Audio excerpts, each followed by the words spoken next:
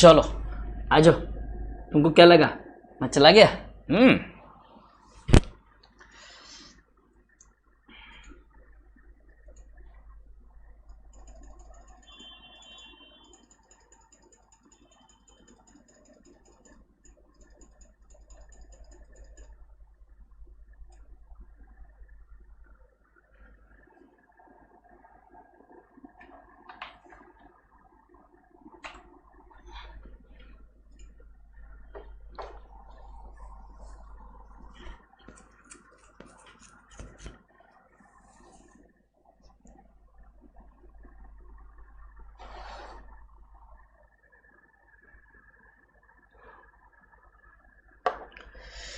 Yes, very very good morning, very very good morning, very very good morning.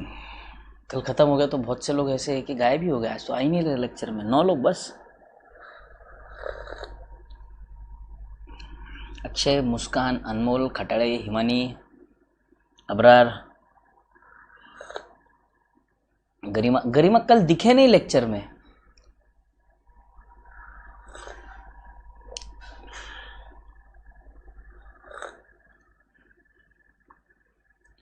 रूह-अफ़ज़ा शरबत, ठीक है।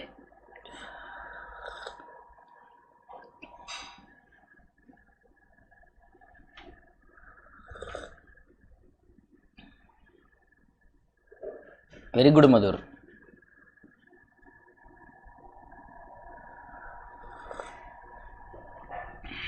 Depression के लिए पेज छोड़े थे, आज यूज हो जाएंगे। चलो बढ़िया है।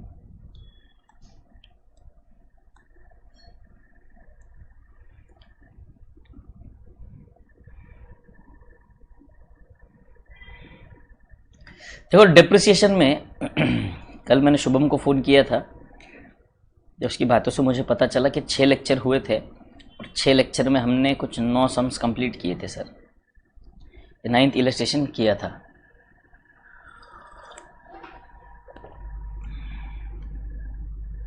आज भर जाएंगे।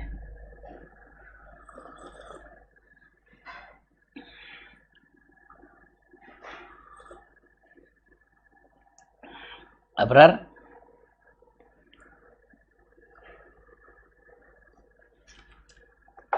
क्या कल रात आपसे मिलने जादू आया था?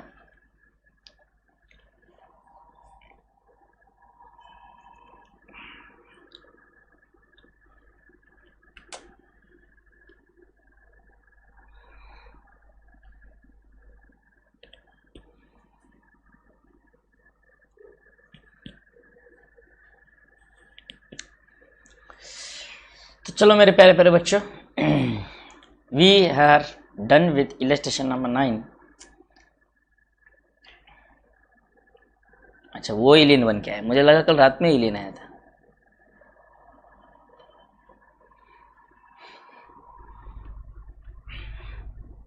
आ जाइए।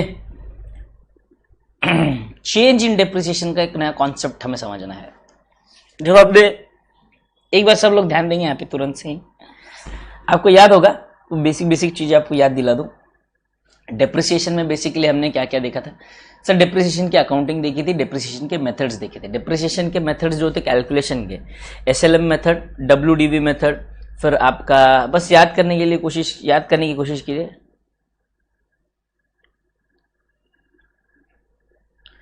जादू ने अबरार का काट लिया, अबरार को काट लिया। अच्छा ठीक है, हो सकता है, ठीक है ठीक है। चलो जाने दो, अभी जादू और अबरार को रखो साइड में। अभी यहाँ पे कॉन्सेप्ट पे आ जाओ, ध्यान से सुनो। यहाँ पे SLM method, WDV method, production unit method, फिर आपका मशीन आर रेट मेथड, बराबर। और एक क्या था आपका, एक्सट्रैक्शन यानी कि डिप्लीशन, बराबर है। ये 5 मेथड्स हमने देखे थे सब। और एक sum of the years digit method. ये 6 डिप्रिसिएशन के हमने मेथड्स देखे थे कैलकुलेशन के। इसके बाद हमने अकाउंटिंग समझी थी। अकाउंटिंग याद करने की कोशिश करो।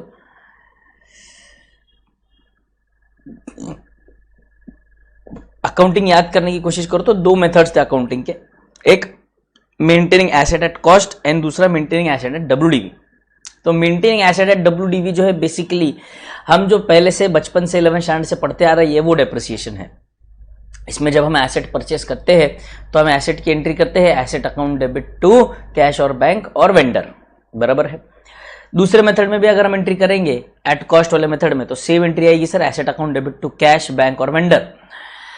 अब मान लीजिए डेप्रिसिएशन चार्ज करना है, तो when the asset is maintained at WDV, यानी कि यहाँ पे हमें एसेट की वैल्यू कम करनी है सर, एसेट की वैल्यू कम करनी है। मैंने लिखा हुआ होना चाहिए ना, रिवाइज करने में आसानी होगी।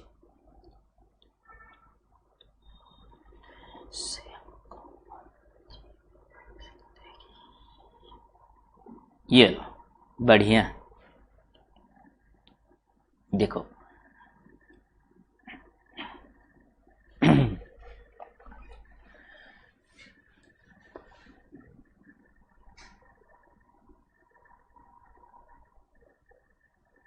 नहीं बेटे, ये ऑलमोस्ट 6 लेक्चर्स की कंप्लीट हो चुके थे खटाड़े, तो हम आगे कंटिन्यू कर रहे हैं। सिर्फ थोड़े से एक बार कॉन्सेप्ट्स रिवाइज करवा दो, रिवाइज करवा के आगे बढ़ेंगे।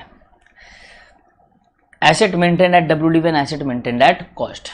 तो जब हम एसेट परचेस करते हैं तो एंट्री करेंगे asset account debit to bank और vendor, asset account debit to bank और वेंडर। बट सर फर्क यहाँ पर कब पड़ जाता है, जब हम डेप्रिसिएशन चार्ज करते हैं। तो WDV पे अगर आप WDV पे अगर आप एसेट मेंटेन कर रहे हो तो entry will be depreciation account debit to asset.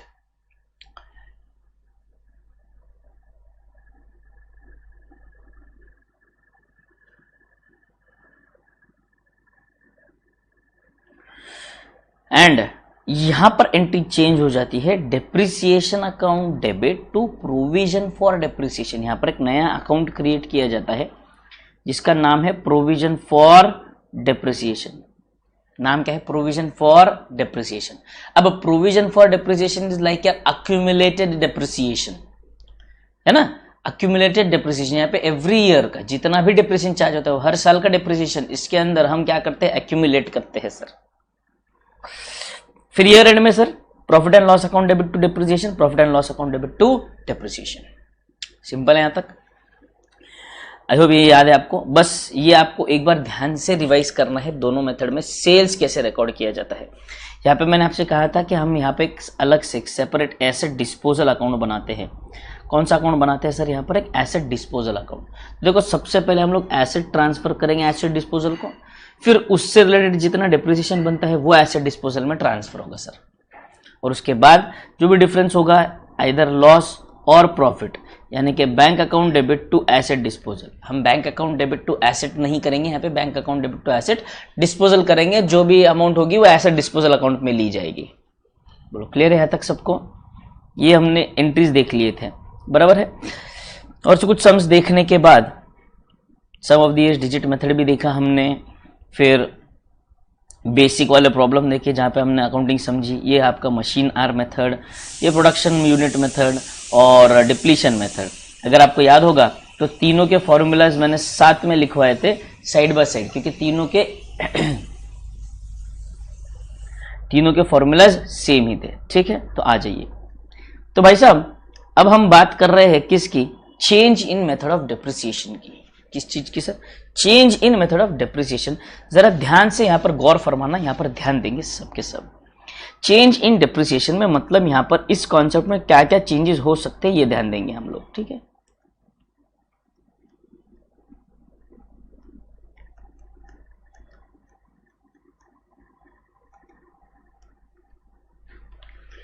Changes in depreciation है ना, यहां पर ध्यान देंगे। चेंजेस इन डेप्रिसिएशन में अगर आपको याद होगा तो कोई मुझे बता सकता है what are the components of depreciation. Sir components of depreciation की बात करेंगे अगर आप हमारे साथ, तो हम आपको बता देते हैं। तो सबसे पहले आता है सर उसका हिस्टोरिकल कॉस्ट, उसके बाद आता है सर उसका estimated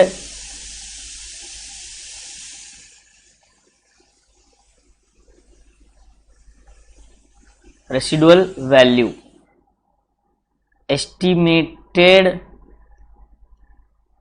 life of asset,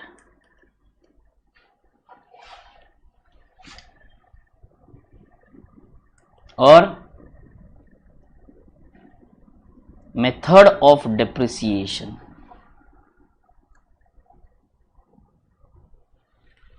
clear?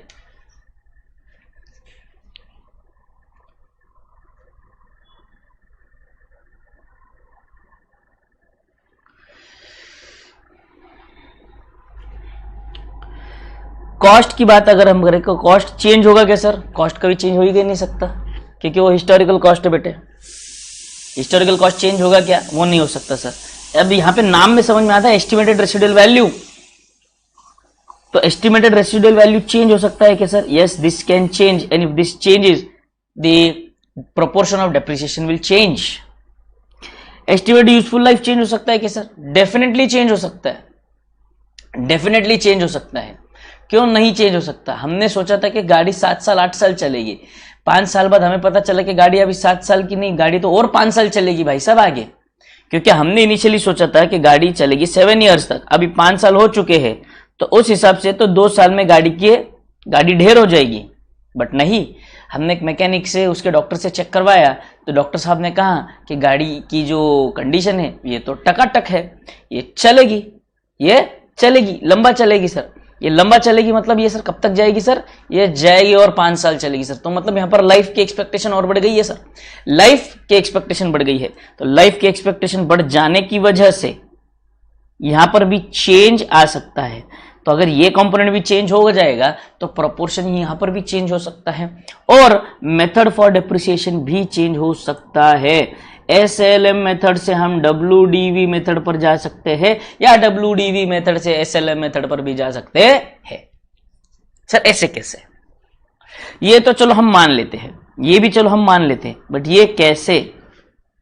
ऐसे कैसे हम मान ले कि डेप्रिसिएशन का मेथड भी चेंज कर देंगे सर? अब कृपया यहां पर ध्यान दें।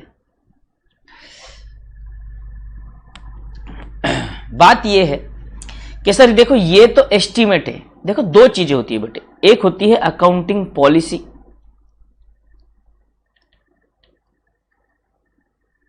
और दूसरा होता है अकाउंटिंग एस्टीमेट।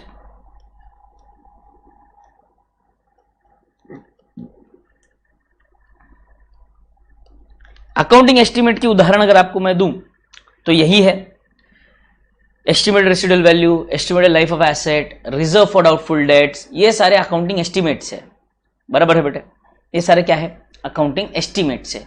तो ये सारी चीजें अकाउंटिंग एस्टिमेट होने की वजह से, ध्यान से समझेंगे, ये कभी भी चेंज हो सकती है आगे चल के, है ना। तो ये अकाउंटिंग एस्टिमेट है, चेंज हो सकता है। अब होता यह है according to AS5, according to what? AS5 changes in accounting policies, जो अकाउंटिंग स्टैंडर्ड 5 है, चेंजेस इन अकाउंटिंग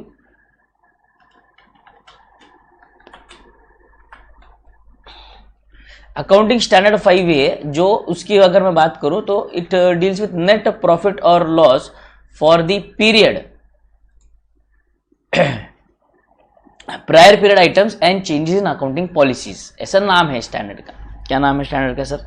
सर लिख के दिखाएंगे क्या? Net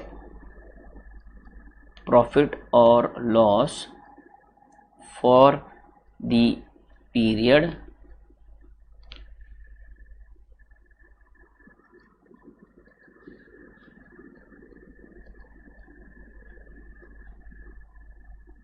prior period items and changes in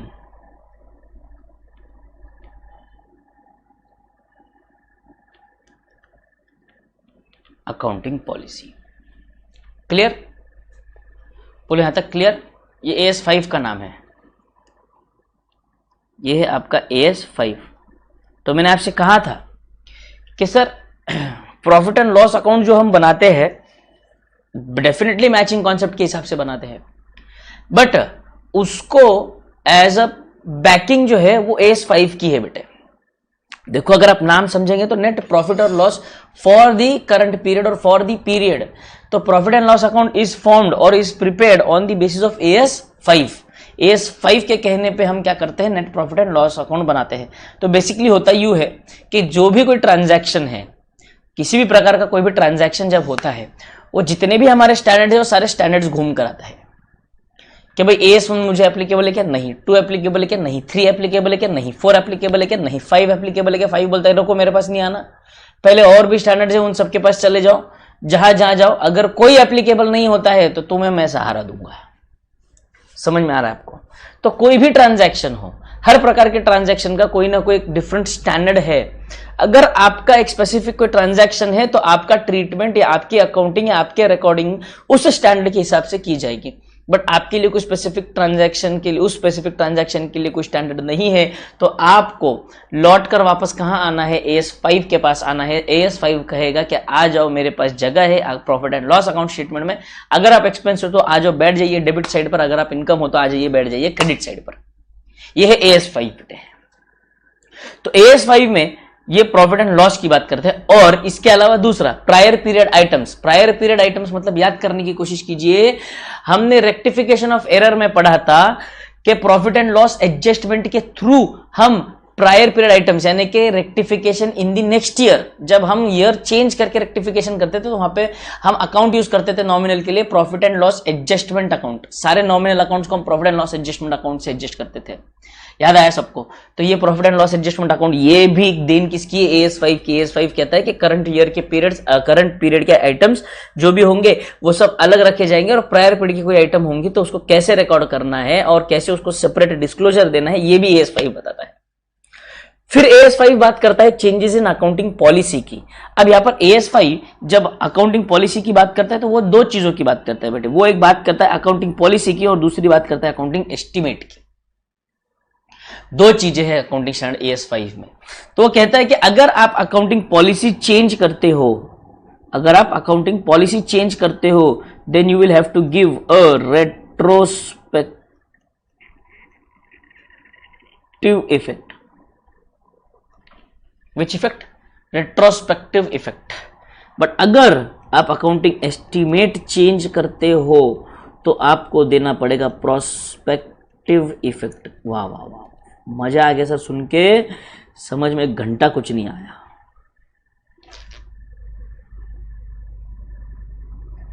जिसका कोई नहीं उसका AS5। वाह वाह बंधु वाह।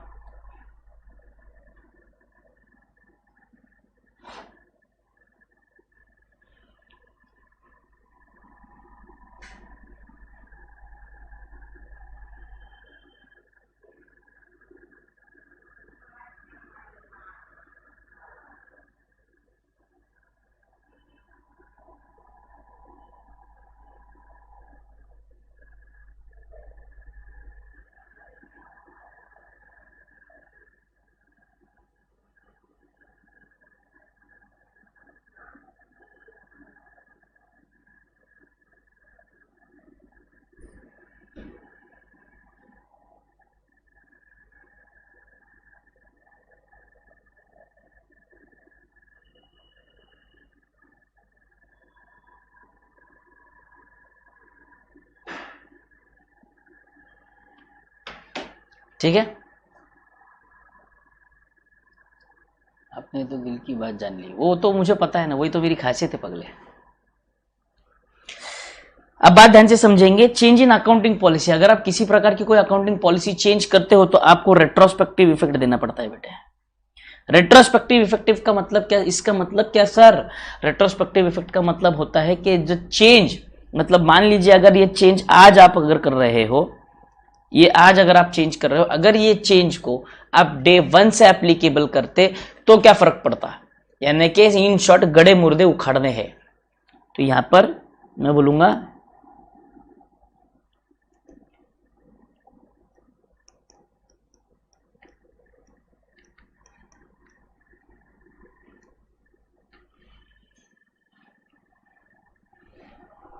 और प्रोस्पेक्टिव इफेक्टिव का मतलब क्या? कि भाई जो पिछला हो गया, आगे बढ़ो। इसका मतलब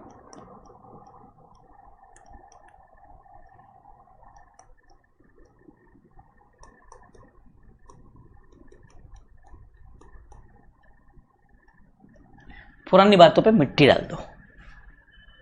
सिंपल, समझ में आया?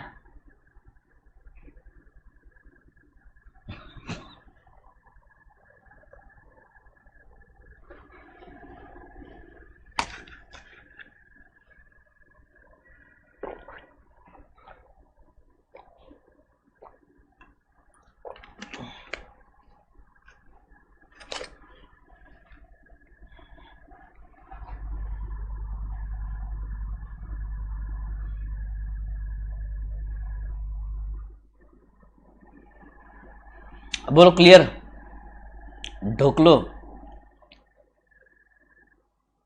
मुर्दे पे मिट्टी मत डालो, मुर्दे पे ऑलरेडी मिट्टी पड़ी हुई है तो उसको जाके उखाड़ना है।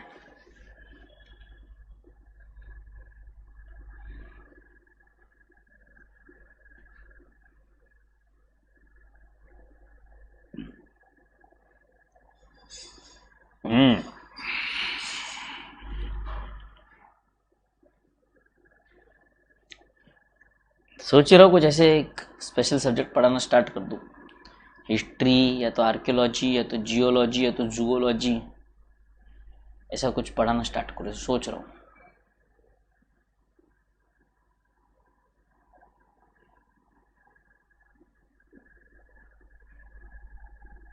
मुर्दे उखाड़ के क्या करना, उन्हें ठीक करना और क्या करना है। ठीक है, यहां तक क्लियर है सबको? बढ़िया। देखो ये रिवाइज अकाउंटिंग स्टैंडर्ड AS5 जो है ये रिवाइज हुआ है। देखो जो क्या कहते हैं, estimated residual value and estimated life, ये तो considered as, these are basically considered as what,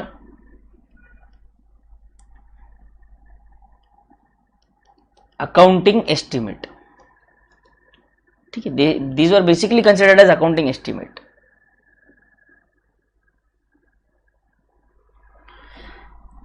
but method of depreciation, method of depreciation की बात करें,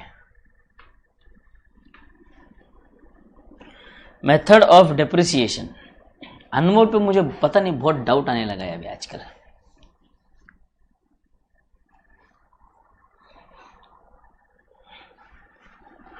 method of depreciation previously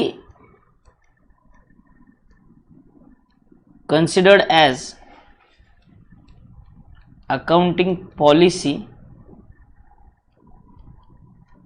after revised AS5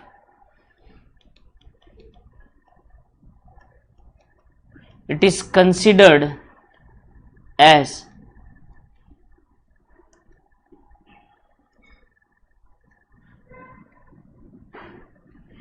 change in accounting estimate। अब ऐसा क्यों?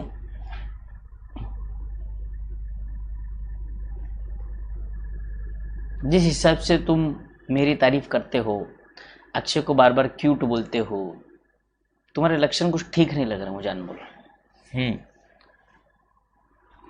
अब तो इस पार्ट पे आ जाओ, थोड़ा सा ध्यान देना यहां पर। देखो डेप्रिसिएशन मेथड चेंज करने के पीछे रीजन क्या है?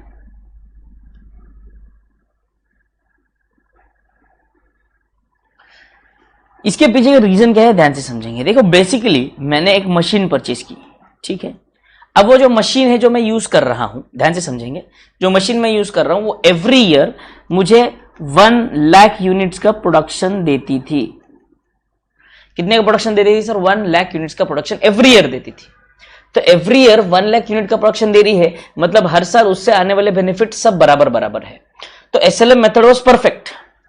बट 5 साल हो गए, 5 साल बाद 6th ईयर में मैंने देखा अचानक इस मशीन ने अपना प्रोडक्शन कम कर दिया, वो 95,000 पे आ गया।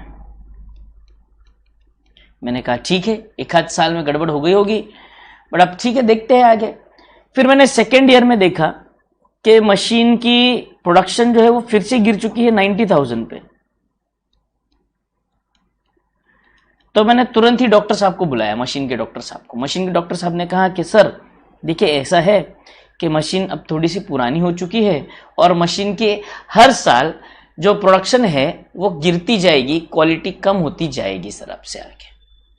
तो अब पहले 5 साल तक तो मैंने SLM लगाया, पहले 5 साल तक तो मैंने SLM लगाया। बोलो हाँ या ना? हाँ सर। पहले 5 साल आपने एसएलएम लगाया 1 लाख यूनिट्स पर, वो एवरी ईयर बराबर बराबर बेनिफिट दे रही थी, तो सही भी चल रहा था। बट सर अब अगर मैं एसएलएम लगाऊं तो ये मशीन के साथ नाइंसाफी होगी, क्योंकि एसएलएम तो तब लगाया जाएगा जब इक्वल बेनिफिट्स मिलेंगे एवरी ईयर। बट मैंने देखा कि भाई करंट ईयर में जितना बेनिफिट मिला है नेक्स्ट ईयर में उससे कम, उससे कम, उससे कम, हर साल कम होते जाने वाला है। उससे जो मिलने वाला, मशीन से मिलने वाला बेनिफिट या एसेट से मिलने वाला बेनिफिट जो है वो every year it is going to decline. So application of SLM method will be inappropriate. So instead of SLM method, I thought कि SLM method की बजाय we will apply WDV method, which will be more suitable और more appropriate. समझ में आया? Which might give a proper, true and fair presentation of my financial position.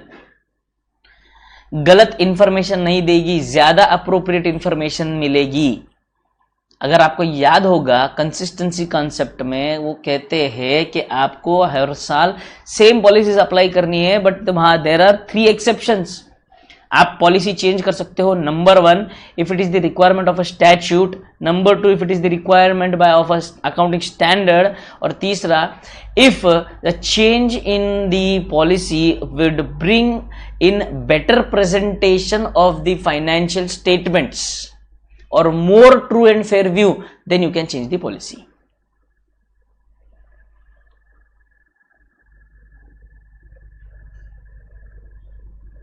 हाँ, अनमोल वो है, ये पता नहीं था मुझे। क्या अनमोल? छी, मुझे बहुत उम्मीद थी तुमसे, सारी उम्मीद पे पानी फेर दी तुमने। छी, आ जाइए, बोलो। ये क्लियर है कॉन्सेप्ट? ये सबने कॉपी कर लिया है कि? ये बोलिए मुझे, ये बोलिए मुझे, कॉपी कर लिया है कि सबने? Everybody copied? Everybody copied? Everybody done? क्या बोलो जल्दी।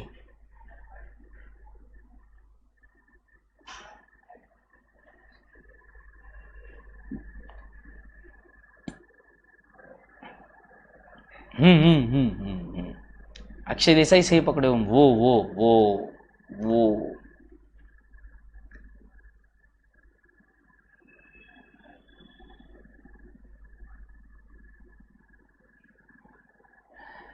अच्छा ठीक है, चलो मान के चलते हिमानी का बॉयफ्रेंड अब वो होगा, बट तुम क्यों हरकतें कर रहे हो? तुम्हें हिमानी का बॉयफ्रेंड पसंद आ गया क्या अनमोल? हैं?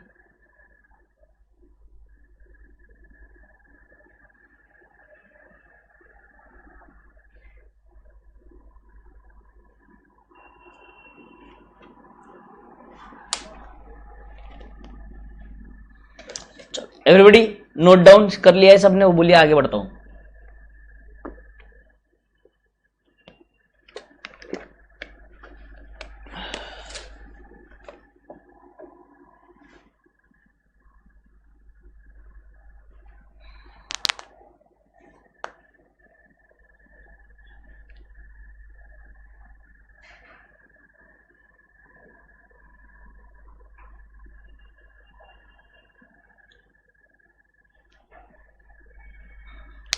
मेरा बॉयफ्रेंड हिमानी बनती तो ऐसी है, देखो उस दिन मुझे फोटो तो भेजा था तुमने, सर देखो ये मेरा जीवन साथी है, जब सीए हो जाऊंगी तो मैं इसी से शादी करूंगी, ऐसा वैसे सब लिख के भेजा था तुमने। हिमानी भूल गई और तुरंत डिलीट भी कर दिया।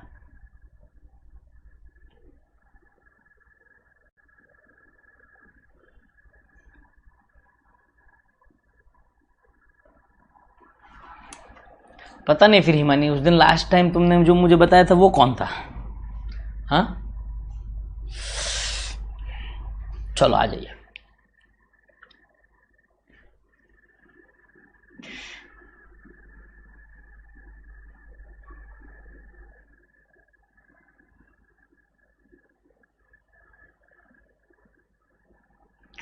ठीक है चलो,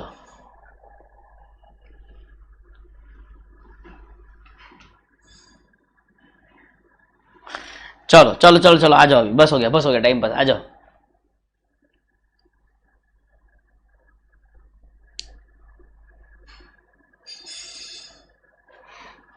change in the method of depreciation. The depreciation method applied to an asset should be reviewed at least each financial year end. देखिए क्या बोला है, depreciation method applied to an asset should be reviewed. मतलब मान लीजिए आपका method of depreciation, estimated residual value, estimated useful life, ये तीनों चीजें जो है एवरी ईयर इसे रिव्यू किया जाता है, मतलब फिर से रीचेक किया जाता है कि जो हमने अंदाजा लगाया था कि ये 5 साल मशीन चलेगी, तो क्या ये सच में 5 साल चलेगी, या बिगड़ गई है 2 साल में ही खराब हो जाएगी, या 2 साल एक्स्ट्रा मिलेंगे। एस्टिमेटेड रेसिडुअल वैल्यू देखा जाएगा कि हर साल क्या भाई एस्टिमेटेड रेसिडुअल वैल्यू इतना ही होगा, या कुछ मिलेगा भी या नहीं मिलेगा पैसा, या कुछ ज़्यादा मिलेगा। मेथड ऑफ डेप्रिसिएशन, उसका प्रोडक्शन कैपेसिटी, प्रोडक्शन की एफिशिएंसी देखी जाएगी कि सर ये प्रोडक्शन के हिसाब से जो इसका काम करने का तरीका है मशीन के, उस हिसाब से हम जो क्या कहते हैं आपका डेप्रिसिएशन मेथड जो है वो सही है या नहीं है, ये सारी चीजें है बेटा, ठीक है। If there has been a significant change in the expected pattern of consumption of the future economic benefits embodied in the asset, मतलब क्या, अरे सिंपल सरल भाषा में ये बोलना चाहता है कि वो मशीन की यूटिलिटी में अगर आपको चेंजेस नजर आते हैं, मशीन से मिलने वाले बेनिफिट्स में अगर आपको मेजर सिग्निफिकेंट चेंजेस नजर आते हैं, तो आपने तुरंत सोच लेना चाहिए कि आपने अब नया डेप्रिसिएशन मेथड अपनाना है, और वो कौन सा अपनाना है ये आपको तय करना है। The method should be changed to reflect the changed pattern.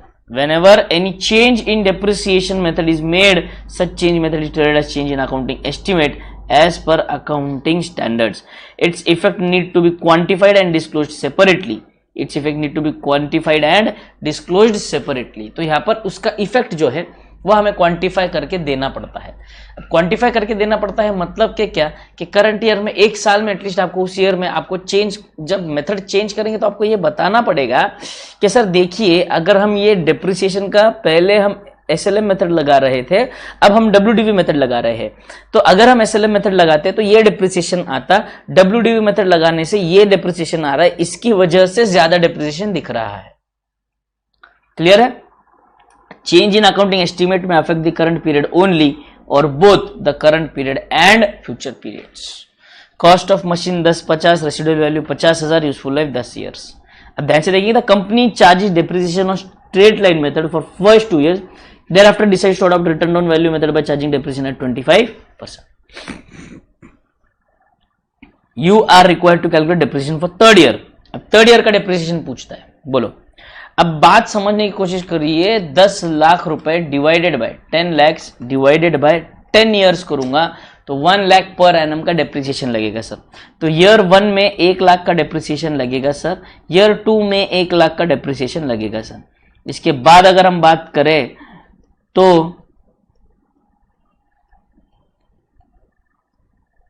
तो हमारा जो WDV बच जाता है एसेट का वो है 8 लाख सर।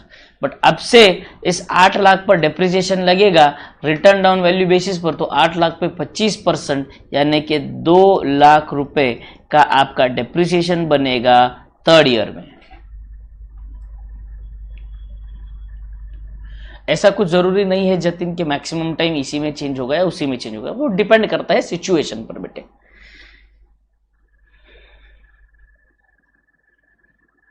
बोलो यहां तक डन? ओ सॉरी,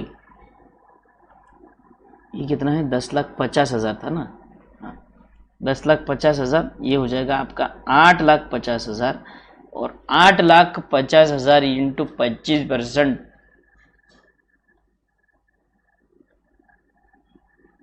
2,12,500। ठीक है, 10,50,000 होगा बेटे, 10,50,000 एसेट का कॉस्ट है 10,50,000। आ जाइए, Messrs. Anshul and Company commenced business on 1st Jan 2015 when they purchased plant and equipment for 7 lakhs. They adopted a policy of charging depreciation 15% per annum on diminishing balance basis, and over the year their purchase of the plant have been 1 Jan 2016 में उन्होंने 1,50,000 का plant खरीदा है। Residual minus residual value, Himani residual value minus होता है सिर्फ और सिर्फ डेप्रिसिएशन कैलकुलेट करने में। अकाउंटिंग करते समय रेसिडुअल वैल्यू माइनस होता नहीं है। ये बहुत बच्चों का कंफ्यूजन है, प्लीज यहां पर ध्यान दे। रेसिडुअल वैल्यू में माइनस करता हूं कॉस्ट में से only and only for calculation of only and only in calculation of depreciation, only and only calculation of depreciation. But accounting करते समय आपने तो 10,50,000 दिए थे, तो 10,50,000 रुपए दिए थे, तो आपका एसेट का वैल्यू तो 10,50,000 ही रिकॉर्ड होगा ना बेटे। 50,000 आप एस्टिमेट करते हो कि 10 साल बाद हमें पैसा मिलेगा, तो सिर्फ डेप्रिसिएशन की अमाउंट कैलकुलेट करने के लिए हम वो माइनस करते हैं। अकाउंटिंग करते समय रिकॉर्ड में माइनस नहीं करते। फिर इन्होंने खरीदी 1 जनवरी 2019 को 2 लाख की मशीन। तो 1 January 2019 it was decided to change the method and rate of the depreciation on straight line to straight line basis. तो पहले ये लोग क्या करते थे, 15% पर एनम डिमिनिशिंग बैलेंस लगाते थे। अब ये 1 जनवरी 2019 को एक उन्होंने नई मशीन ली और उसी दिन इन्होंने तय किया है कि अब से हम WDV नहीं लगाएंगे, हम अब से SLM मेथड लगाएंगे। On this date the remaining useful life of the life was assessed as 6 years for all the assets purchased before 1 Jan 2019। तो ये वाला जो एसेट है इसकी लाइफ रिमेनिंग लाइफ है 6 years, ठीक है। इसके अलावा ये भी जो एसेट है इसकी भी लाइफ है 6 years, बैलेंस बची हुई लाइफ जो है। And all the assets purchased before 1 Jan 19 with no scrap value and 10 years for the asset purchased on Jan 1 2000। तो इसकी लाइफ उन्होंने कह दी 10 years। Calculate the difference in depreciation to be adjusted in the plant and equipment account for the year ending 31st December 2019। Clear? तो difference जो है वो हमें बताना है। आ जाइए बता देते हैं तुरंत से ही, ज्यादा समय नहीं लगाएंगे।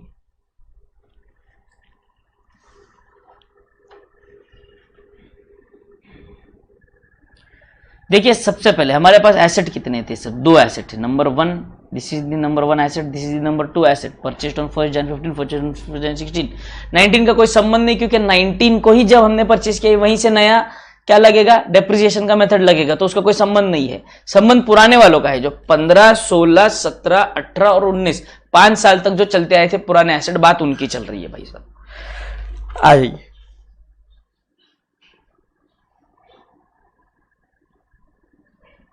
अगर आप देखेंगे पहला एसेट 2015 में खरीदा था मैंने, हाँ सर। तो कैलकुलेटर ले लेंगे सब लोग साथ में अपने, सबके पास कैलकुलेटर होना चाहिए। आ जाइए, कैलकुलेटर पे ही सारे अमाउंट्स बता दूंगा मैं आपको। देखो कैलकुलेटर ले लिया सबने, देखो ध्यान से 7 लाख ले लो। 7 लाख माइनस 15, एक मिनट 7 लाख ले लिया सबने कैलकुलेटर पे, बोलो 7 लाख ले लिया। 7 लाख ले लिया सबने, यस। 7 लाख लेने के बाद अब करेंगे इनटू 15%। तो देखो ये आ गया सर 1,05,000, ये आ गया सर 1,05,000। अब करेंगे क्या, माइनस इक्वल टू 5,95,000 आ गया सर, बराबर आ गया सर। फिर से इनटू 15%, 89,250 आ गया सर, माइनस इक्वल टू 5,05,750 आ गया सर।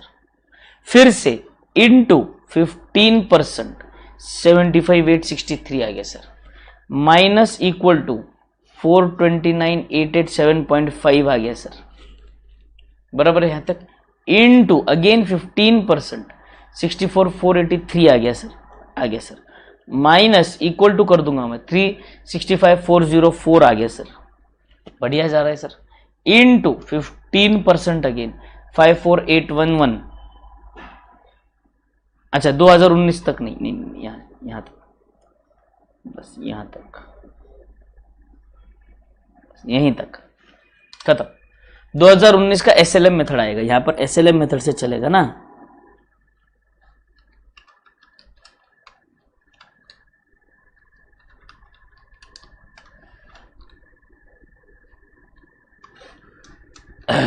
बोलो समझ में आ गया, सिंपल है। यहां पर देखो दूसरे वाले का फिर से ट्राई करते हैं, ये वाले का कैलकुलेटर पे ले लो। 1,50,000 ले लिया सर, इनटू करो 15%, 22,500 आ गया सर। अब कोई बटन प्रेस नहीं करेंगे, माइनस इक्वल टू करेंगे, माइनस इक्वल टू आ गया सर 1,27,500 आ गया सर। फिर से क्या करेंगे, इनटू 15% करेंगे, 19,125 आ गया सर, आ गया सर। माइनस इक्वल टू करेंगे 1,08,375 आ गया सर, इंटू 15% फिर से करेंगे 16 to 56 आ गया सर, माइनस इक्वल टू करेंगे 92,119 भी आ गया सर। 2018 में रुक जाएंगे, 2019 में मेथड चेंज होने वाला है।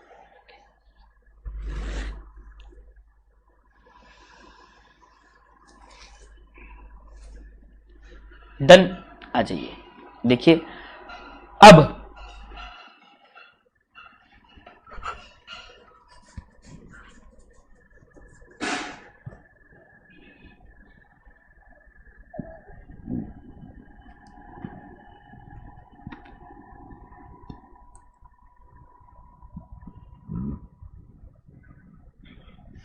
2018 के एंड में WDV जो है वो कितनी है 365,404 plus 92,119 457,523 to balance brought down, बराबर बराबर सर। अब इसके आगे जो डेप्रिसिएशन लगेगा वो कैसे लगेगा, देखिए ध्यान से सुनेंगे। यहां पे ये कैसे आया सर, ये डिवाइडेड बाय 6, ये डिवाइडेड बाय 6, यानी आप देखेंगे 365,404 डिवाइडेड बाय 6 करूंगा तो ये आ गया 60,900 इसका डेप्रिसिएशन। 92,119 डिवाइडेड बाय 6 करूंगा तो फिर से आ गया 15,353 ये इसका डेप्रिसिएशन। और हमने अब नया एसेट खरीदा Jan 1, 2019 2 लाख रुपीज, और 2 लाख डिवाइडेड बाय 10 ईयर्स यानी कि 20,000,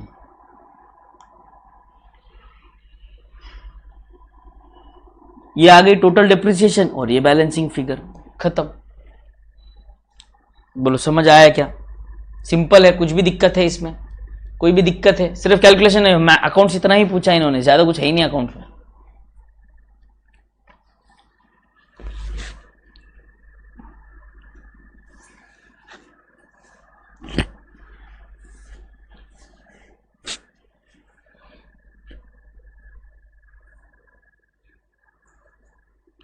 बोलो समझ में आया है क्या, मैं आगे बढ़ता हूं, समझ में आया है तो बोलिए, मैं आगे बढ़ूंगा।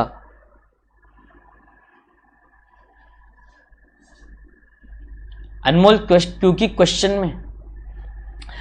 में बोला ना बेटे, जो पुराने एसेट जो है उनके एस्टिमेटेड लाइफ कंसीडर कीजिए, बची हुई लाइफ 6 इयर्स, तो जो उनका जो WDV बचा है वो डिवाइडेड बाय मैंने 6 कर दिया, आगे के लाइफ, आगे का जो लाइफ है उनका उसके ऊपर डिवाइड कर दिया, वो डेप्रिसिएशन आ गया।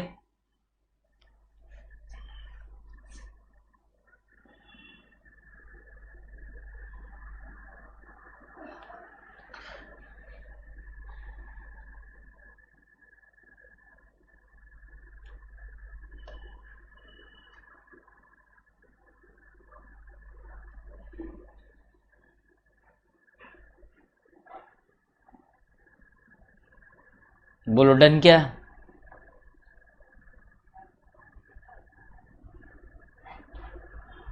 Okay sir, clear. आगे बढ़ते हैं, changes in estimated useful property, life of property. देखो लाइफ वाला क्वेश्चन है, very nice question. Machine costing 6 lakh is depreciated on straight line basis assuming 10 years working life and yield residual value for 3 years। 3 साल निकाल लिए sir हमने, 6 lakh divided by 10 यानी कि 60,000 every year into 3, 1,80,000 का डिप्रिसिएशन लग चुका है।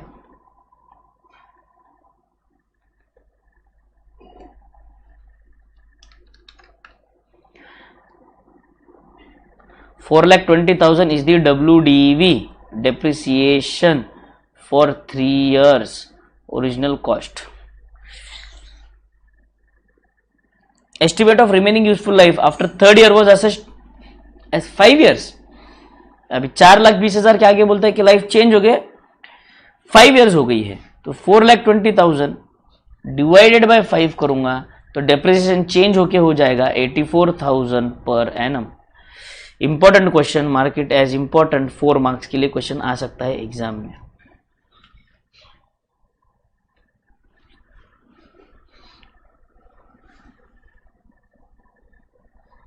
एक बार प्रैक्टिकल क्वेश्चन सारे कार्तिक खत्म हो जाए फिर टेस्ट वाला क्वेश्चन भी देखते हैं।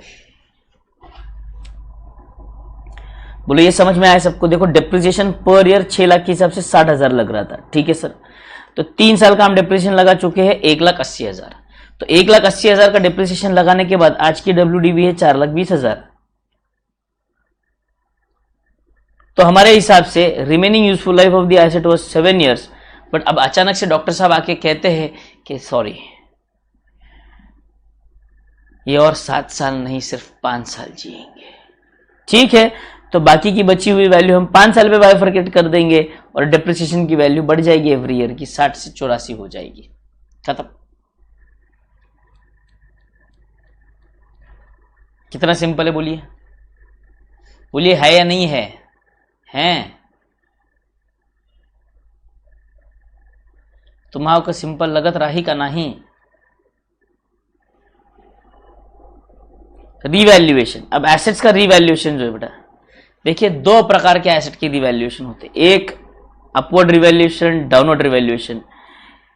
Credited directly to owners interest during the revaluation surplus, exceptions when it is subsequent increase decrease. एक minute,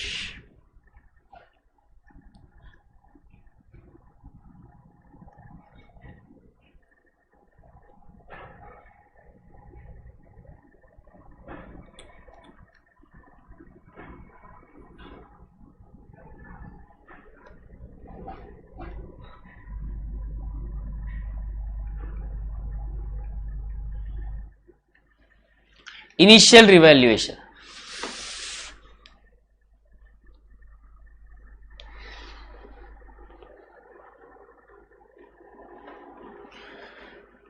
initial revaluation, upward revaluation और डाउनवर्ड रिवैल्यूएशन। पहली बार आप कोई एसेट रिवैल्यू कर रहे हो, या तो अपवर्ड या तो डाउनवर्ड, ठीक है सर। तो क्या फर्क पड़ेगा क्या? हाँ, इनिशियल रिवैल्यूएशन में और सब्सिक्वेंट रिवैल्यूएशन में फर्क पड़ता है बेटे।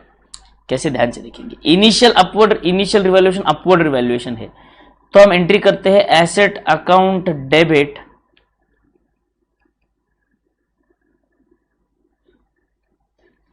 टू रिवैल्यूएशन रिजर्व, बराबर। पर अगर हमें एसेट की वैल्यू कम करनी है तो हम एंट्री करते हैं profit and loss account debit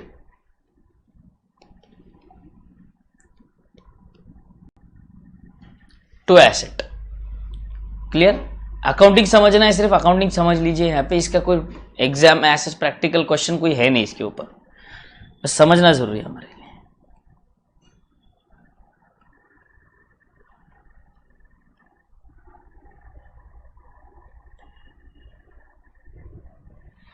subsequent revaluation,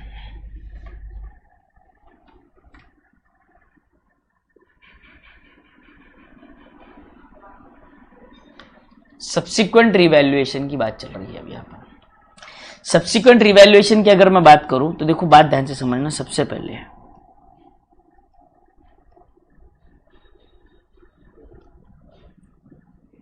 initial upward, subsequent भी अपवर्ड।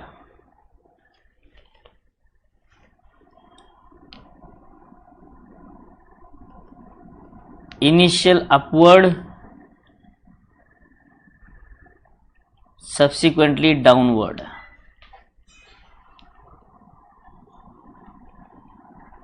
Initial downwards,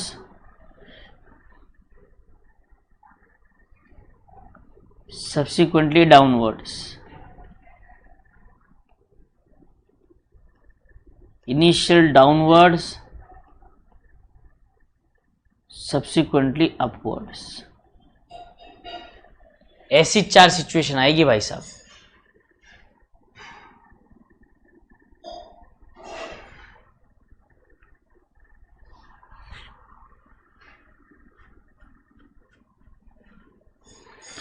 ठीक है, ये सिचुएशन 1 कहूंगा, ये 2 कहूंगा, ये 3 कहूंगा, ये 4 कहूंगा। ठीक है, नंबर 1,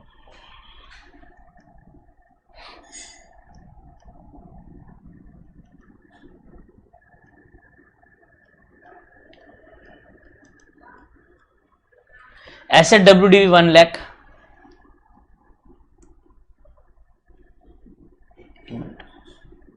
मान के चलते हैं इनिशियल अपवर्ड रिवैल्यूएशन है। ठीक है,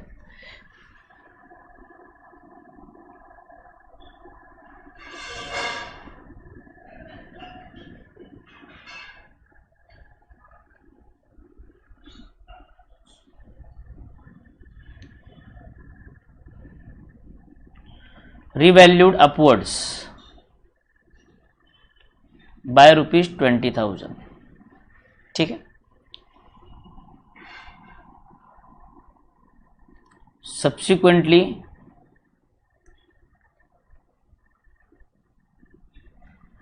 upward by ₹10,000। तो इसमें कोई दिक्कत एज सच नहीं है सर। क्यों? क्योंकि पहले ए इनिशियल रिवैल्यूएशन होगा तो हम एंट्री करेंगे asset account debit, asset account debit to revaluation और रिजर्व।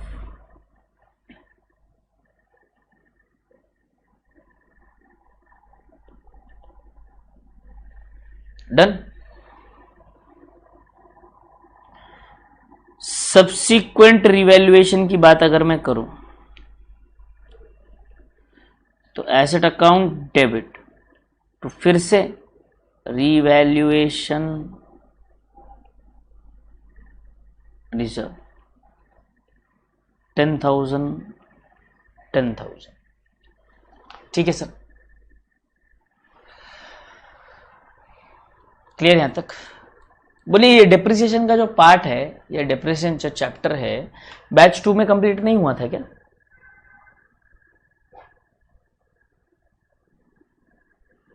बैच 2 में हुई नहीं कि ये सारी चीजें?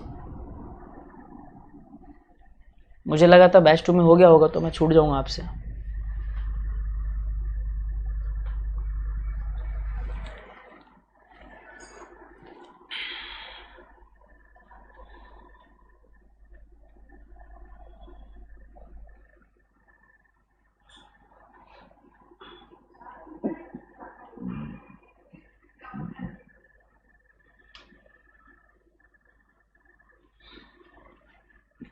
तो प्रैक्टिकल एक काम करते हैं ना, ये वाला कॉन्सेप्ट वाला पार्ट है मैं खत्म कर देता हूं, प्रैक्टिकल क्वेश्चंस वहां से देख लो।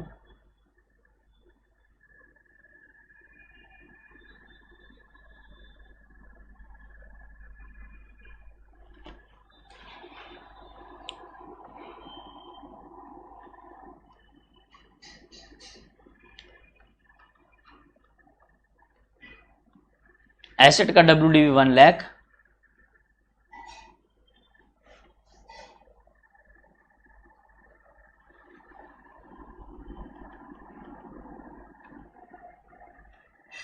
इनिशियल रिवैल्यूएशन अपवर्ड 20,000 से, सब्सिक्वेंट रिवैल्यूएशन डाउनवर्ड 10,000 और 30,000, दो ऑप्शन है।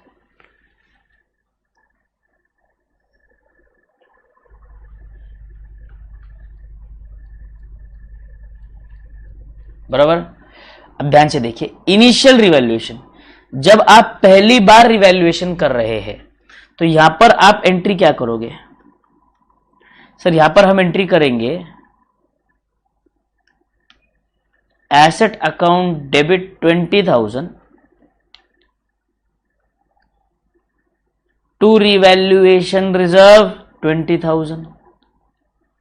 बट यहां पर ध्यान से समझना, ध्यान से सुनना, सब्सिक्वेंट रिवैल्यूएशन मतलब अब दूसरी बार जब आप इसी एसेट को फिर से रिवाइज करने जाओगे, रिवैल्यू करने जाओगे, तब क्या होगा?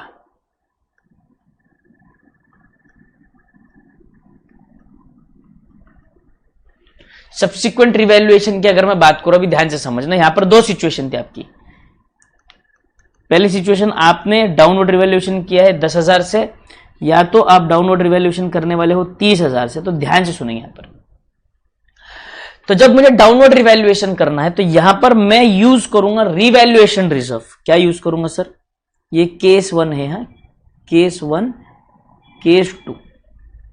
तो जब मुझे इसको रिवैल्यू करके 10,000 से कम करना है तो यहां पर मैं profit and loss account debit नहीं करूंगा, क्योंकि मेरे पास रिवैल्यूएशन रिजर्व है, तो मैं उसे यूज करूंगा revaluation reserve debit 10,000 to asset 10,000। But sir अगर जितना रिवैल्यूएशन रिजर्व है उससे ज्यादा डाउनवर्ड रिवैल्यूएशन हुआ तो सर क्या करेंगे? वही तो सिचुएशन लिया है मैंने यहां पर। अगर रिवैल्यूएशन ऑपोजिट डायरेक्शन में हो रहा है, यानी कि पहले अपवर्ड होके फिर डाउनवर्ड हो रहा है, तो पहले हम रिवैल्यूएशन रिजर्व को मिटा देंगे। Revaluation reserve debit 20,000, profit and loss account debit 10,000, जो कम पड़ गया वो जाएगा टू एसेट 30,000। बोलो समझा क्या?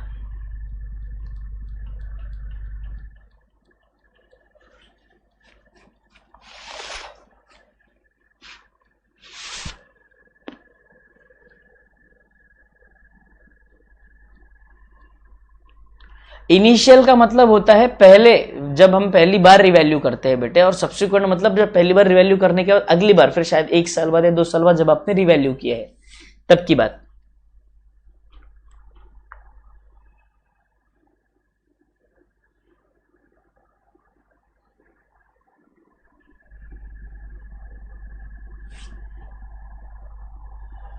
बोलो ये क्लियर है कॉन्सेप्ट सबको? तो मैं आगे बढ़ता हूं दूसरे तीसरे केस पे।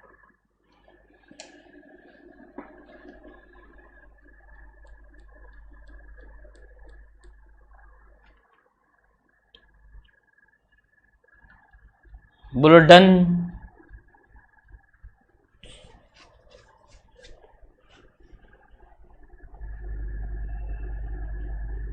क्लियर? आ जाओ आगे। Example number 3।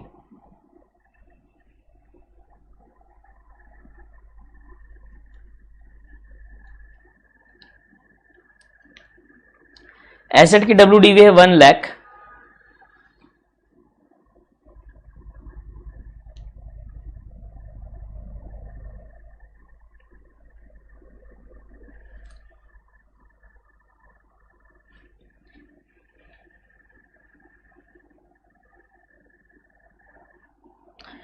Initial downward revaluation ₹20,000,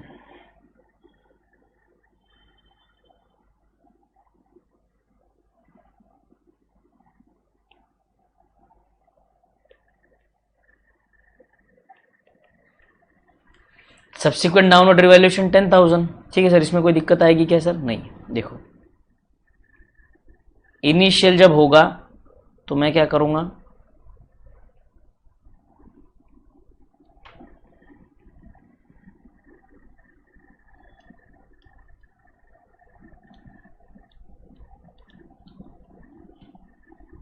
profit and loss account debit to asset 20,000,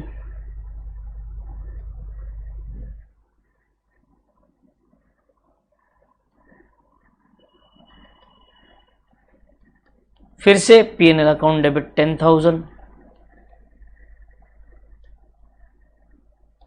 to asset 10,000, खत्म। बोलो डन क्या? एवरीबॉडी डन क्या?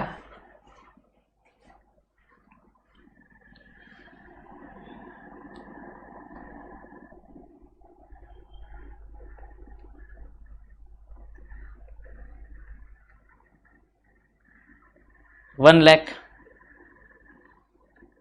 initial downward by 20,000, subsequent upward by situation 1 10,000, situation 2 30,000।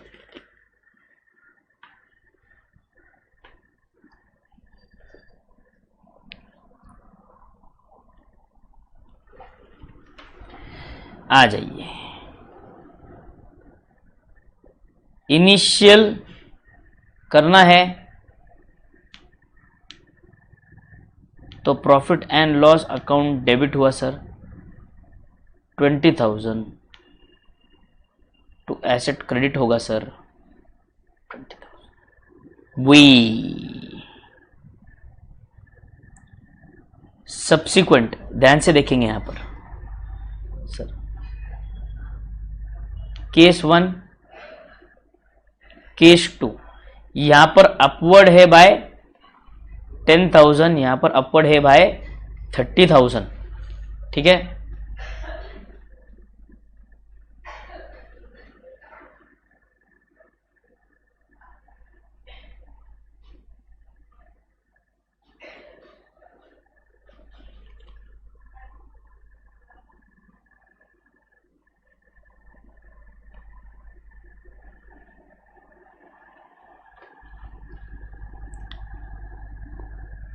तो देखो सबसे पहले क्या करना पड़ेगा, हमें एसेट को बढ़ाना पड़ेगा ना, तो एसेट अकाउंट डेबिट, बट इस बार मैं रिवैल्यूएशन रिजर्व को क्रेडिट नहीं करूंगा, मैं पहले पीएनएल को क्रेडिट करूंगा।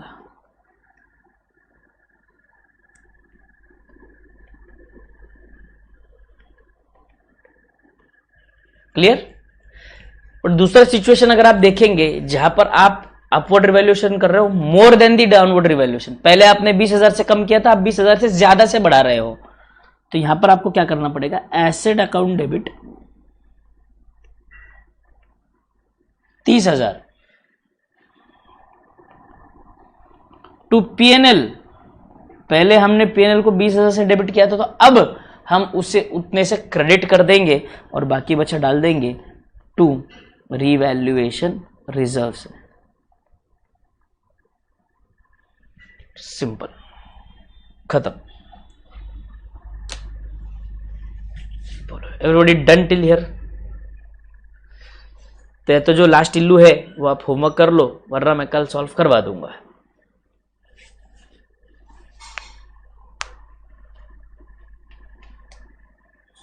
ठीक है, okay, so fine, we'll be meeting tomorrow in the morning at the same time. Till then everyone, thank you, take care, bye bye, enjoy, see you guys tomorrow morning.